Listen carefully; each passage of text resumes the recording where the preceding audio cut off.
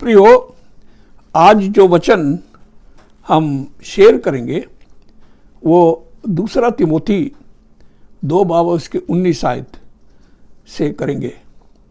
हम जानते हैं कि परमेश्वर का वचन ही हमारे आत्मिक जीवन की एक जान है और एक सच्चाई है जो हमें परमेश्वर की क्वालिटीज़ को जानना सिखाती है और परमेश्वर की सामर्थ का लाभ हम प्रभु के वचन के द्वारा ही उठा सकते हैं, क्योंकि परमेश्वर अब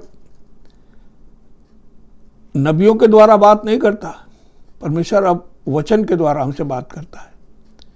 तो जो लोग वचन को सुनकर और उसकी आज्ञाकारिता में चलते हैं, परमेश्वर उनको आत्मिक क्वालिटीज़ और आत्मिक जीवन प्रदान करता है।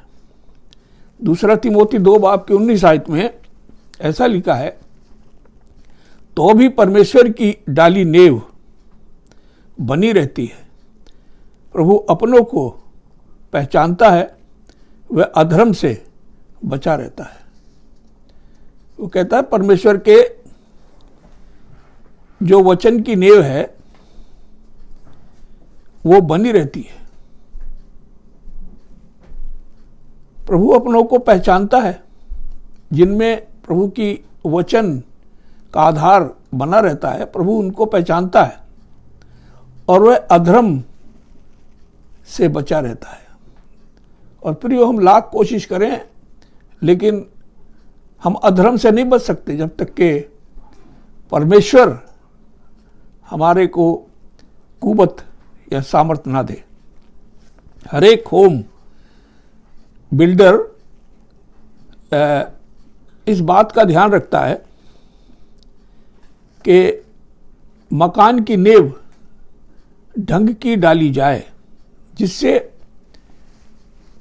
मकान मजबूती के साथ विपरीत परिस्थितियों में भी खड़ा रहे।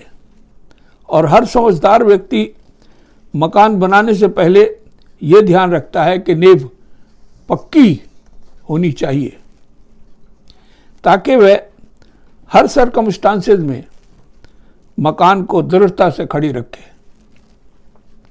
प्रियो, ऐसे ही मसीह परिवारों की भी बात है।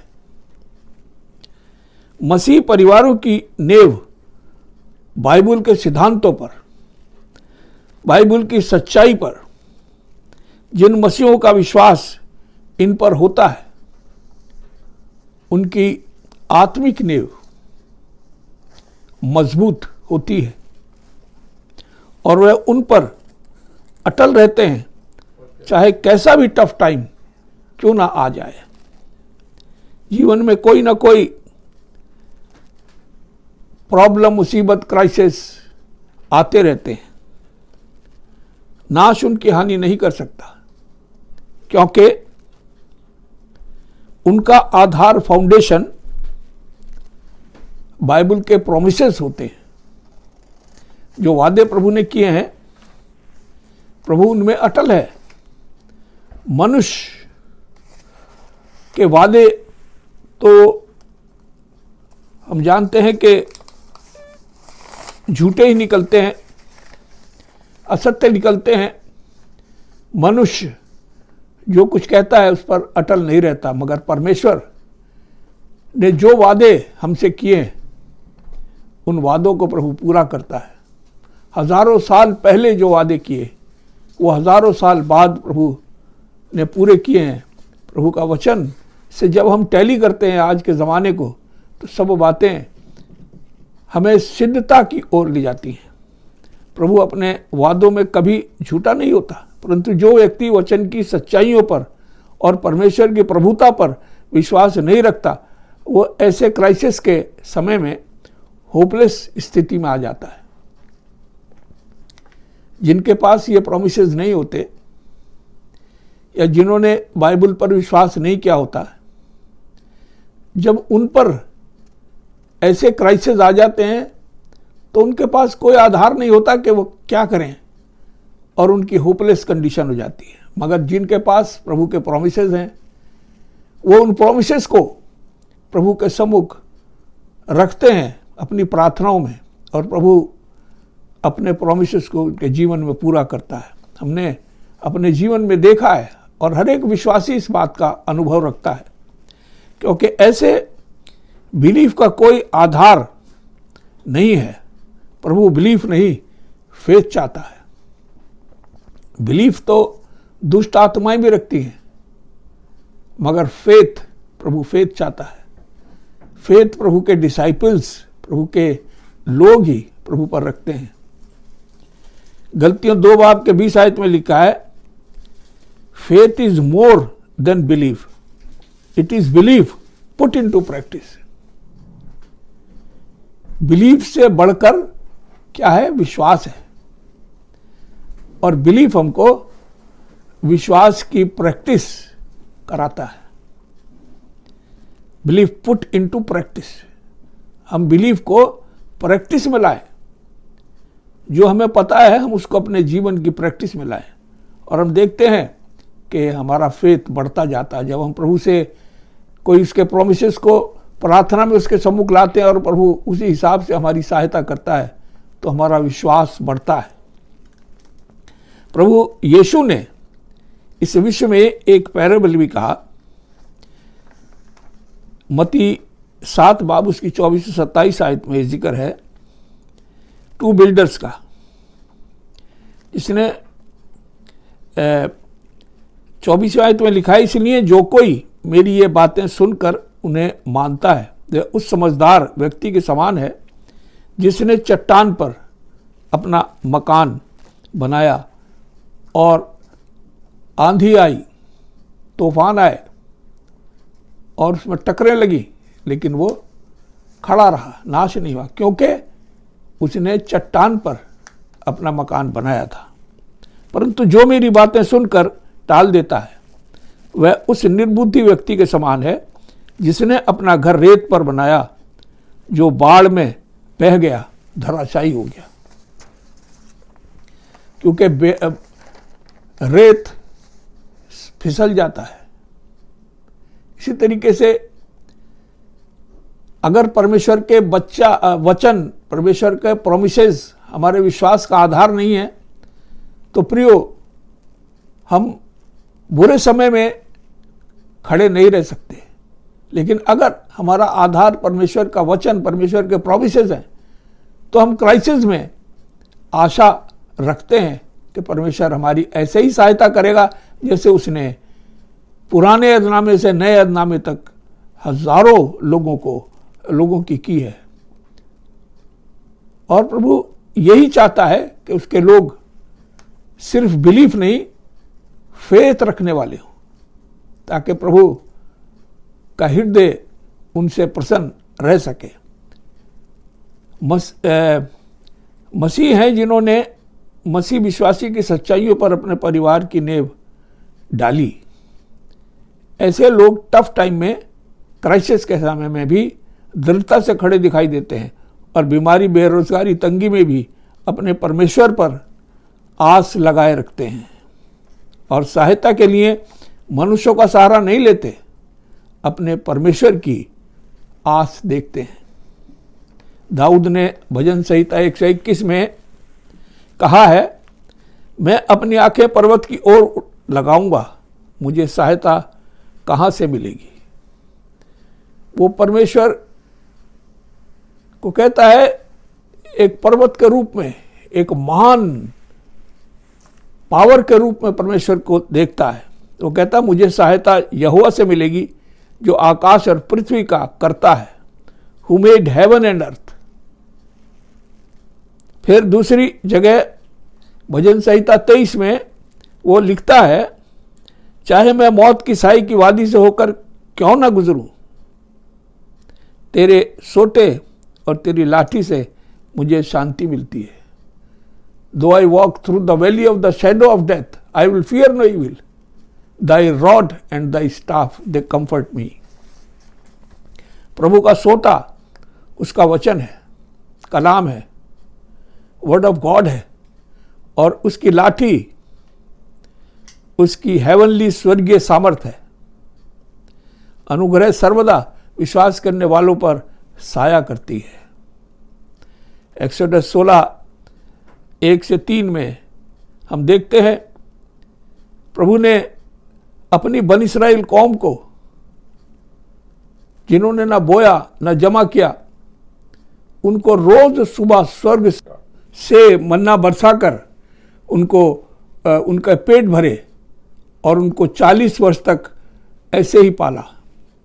हम जानते हैं बेयाबान में उसकी सामर्थ आग का सतून बनकर उनके आगे पीछे रक्षा करती थी और रात में जंगल बेयाबान के में ज्योति प्रकाश देती थी। धूप में वे ही आकाश में बादल बनकर छाया देती थी। इसका वर्णन एक्सोडस 16 बाब की 13 आयत में हम देखते हैं। जिस परमेश्वर की सामर्थ से बन इस्राएल कौम ने 40 वर्ष तक स्वर्ग से भोजन बरसाकर उनको पाला, वे ही परमेश्वर अपने विश्वास करने वालों को की आज भी सामर्थ है। वही परमेश्वर आज भी वही है, वो जीवता परमेश्वर है। सर्वदा अपने लोगों की ध्यान रखने वाला परमेश्वर है। भजन संहिता 33:11 में दाऊद कहते हैं, यहोवा की युक्ति सर्वदा स्थिर रहेगी, वह बदलता नहीं। परमेश्वर बदलने वाला नहीं है। जो उसने कहा है नबियों के द्वारा या अपने लोगों के द्वारा, वही आज भी पूरा करता है। इब्रानियों 13 बाब की 8 आयत में लिखा है, यीशु मसीह कल, आज और युग एक सा है। ये प्रियो किसी ऐसे ही आदमी ने नहीं लिखी बातें, ये उन लोगों की लिखी बातें हैं जिन्होंने प्रभु को अपने जीवन में आजमाया है। और प्रियो, हमने भी अपने जीवन में प्रभु को आजमाया है। वह आज भी अपने विश्वास करने वालों की हर जरूरत की पूर्ति करता है। परमेश्वर का वचन हमें इस बात से भी आगाह करता है कि हम अपने बच्चों को पैदाइश से उन्हें परमेश्वर के डिसिप्लिन की तालीम दें। नीति वचन 22:6 में लिखा है, बच्चे को शिक्षा उसी मार्ग की दो जिसमें उसको चलना होगा, तब वह बुढ़ापे में भी उससे ना हटेगा। प्रियो, परमेश्वर का वचन कहता है कि हम अपने बच्चों को इस वचन की तालीम बचपन से दें। हम बहुत दफ़ा इसमें कमज़ोर दिखाई देते हैं, लेकिन परमेश्वर का वचन हमें बताता है कि हमें अपने बच्चों को बचपन से प्रभु के डिसिप्लिन सिखाना ज़रूरी है। व्यवस्था विवरण 6 बाब की 7 आयत में लिखा है, तू अपने बाल बच्चों को समझाकर सिखाना, घर में, मार्ग में चलते फिरते, उठते बैठते वचन की शिक्षा देते रहना। ये परमेश्वर ने व्यवस्था विवरण में अपनी कौम बन इस्राएल को स्वयं मूसा के द्वारा ये बातें की। उसके मुख के वचन है प्रियो, जो परमेश्वर ने अपने मुख से मूसा से बातें की हैं। ये किसी व्यक्ति के लिखाए वचन नहीं है। It is in continuous tense. ये जो है कंटिन्यूअस टेंस में बताया गया है कि इसको करते रहना। तो जैसे बन इस्राएल कौम परमेश्वर की कौम थी, मसीह यीशु के द्वारा हम भी बन इस्राएल कौम है। हमारे लिए भी ये आज्ञा परमेश्वर की वैसे ही मायने रखती है जैसे इजरायलियों के लिए रखती थी। ध्यान रहे, नहीं तो सोसाइटी के कस्टम और प्रैक्टिसेस हमारे बच्चों पर प्रभाव डाल सकती हैं और विश्वास का पतन कर सकती हैं। प्रियो, आजकल की प्रैक्टिस अब जानते हैं, बच्चे हर किस्म के लोगों के साथ, हर किस्म के विश्वास के लोगों के सोसाइटी में रहते हैं और उनके कस्टम और उनके चाल चलन हमारे बच्चों को भी विश्वास से हटा सकता है। हमें इस दुष्टता के प्रभाव से अगर कोई सुरक्षित रख सकता है तो उसका एक ही सीक्रेट है, वह है हमारा फैमिली डिवोशन टाइम। हमें अपने परिवारों में, फैमिलीज़ में एक डिवोशन टाइम रखना बहुत ज़रूरी है अपने बच्चों के साथ शुरू से। बड़े होके आप नहीं रख सकेंगे, लेकिन छुटपन में जब वो छोटे होते हैं तभी से एक डिवोशन टाइम रखें। और यही एक सबसे अच्छा संडे स्कूल क्लासेस हैं जो आप बच्चों के साथ बिता सकते हैं। परिवार और जो लोग परिवार में हमें सौंपे हैं उनके आत्मिक जीवन की चिंता हमारी फर्स्ट प्रायोरिटी होनी चाहिए, सेकंड प्रायोरिटी या थर्ड प्रायोरिटी नहीं, फर्स्ट प्रायोरिटी होनी चाहिए। बहुत दफ़ा हम अन्य बातों को फर्स्ट प्रायोरिटी कर देते हैं और प्रभु के वचन को और डिवोशन को हम सेकंड, थर्ड, फोर्थ स्थान पर ले आते हैं। कभी कभी हमारे यहाँ डिवोशन होता ही नहीं, हम परिवार के साथ बच्चों के साथ बैठते ही नहीं, और दिस इज़ वेरी डेंजरस। ऐसा हमें ध्यान देना है, इस बात पर हमें ध्यान देना है। पहली बात, आप उनको अपना समय दें। आपको अपने बच्चों को परमेश्वर की बातें बताने के लिए समय देना है। साथ में उनको अटेंशन दें और एनर्जी भी लगाएं उनके लीड करने में, ताकि वे गॉडली डिसिप्लिन में सक्षम हो सकें, शिक्षा पा सकें, प्रभु के डिसिप्लिन की शिक्षा पा सकें। और हम देखते हैं नूह के परिवार के बारे में। नूह ने अपने बच्चों को अपने साथ कश्ती की रचना में लगाए रखा, क्योंकि जो वचन उसने परमेश्वर से पाया था उस वचन के अकॉर्डिंग बच्चों को कश्ती बनाने में लगाया।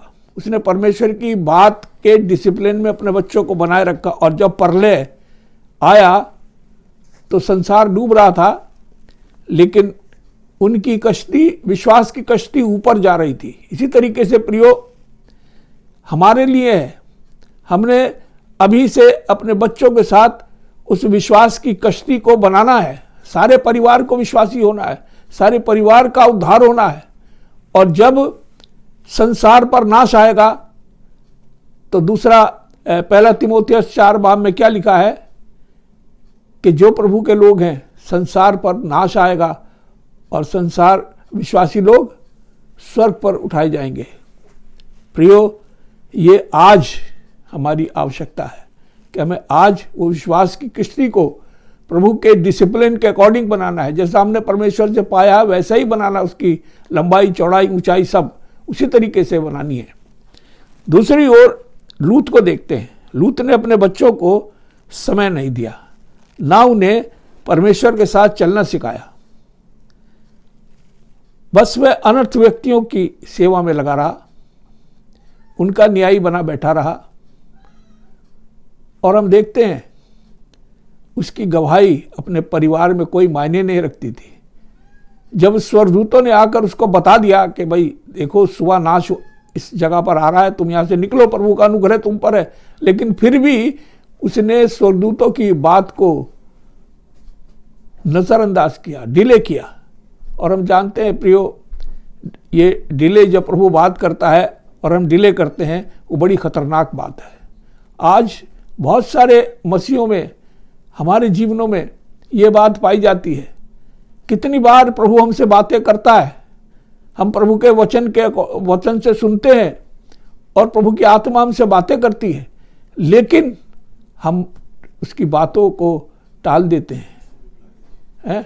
हम उन बातों पर गंभीरता से गौर नहीं करते। और प्रियो, दिस इज वेरी डेंजरस। ये बहुत खतरनाक बात है, क्योंकि प्रभु की आमद निकट है और दुनिया का अंत भी निकट है। इस समय प्रियो हमें सावधान होना है। जब प्रभु हमसे बात करता है, किसी मैसेंजर के द्वारा या प्रभु अपने वचन के द्वारा, अपनी आत्मा के द्वारा हमसे बात करता है, तो हमें गंभीरता से उस बात पर ध्यान देना है और अपने परिवार को उसके अकॉर्डिंग रखना है। प्रियो, हम जानते हैं कि लूत ने इसका क्या हानि उठाई। पहला तो ये, जो कुछ उसने कमाया था वो सब जल गया। उसको मौका नहीं मिला कि कुछ भी बटोर सके जो उसने कमाया, और अपनी पत्नी को खोया, वो नमक का खंभा बन गई, और अपने परिवार भी उसका शापित हो गया। और प्रयोग कुछ भी उसका नाम उसके बाद वचन में नहीं मिलता।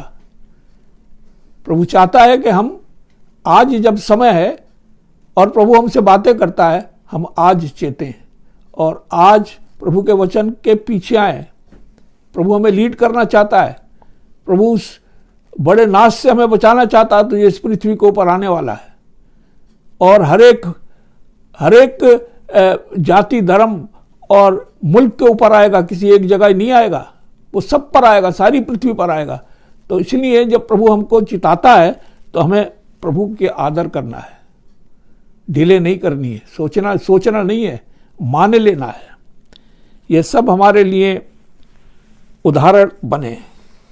ये सब कहानियां नहीं थी प्रियो, ये सब हमारे लिए उदाहरण है। और प्रभु चाहता है कि हम इन उदाहरणों से सीखें और परमेश्वर के वचन की ज्योति में जीवन बिताने वाले हों। प्रभु अपने वचन पर आशीष दे।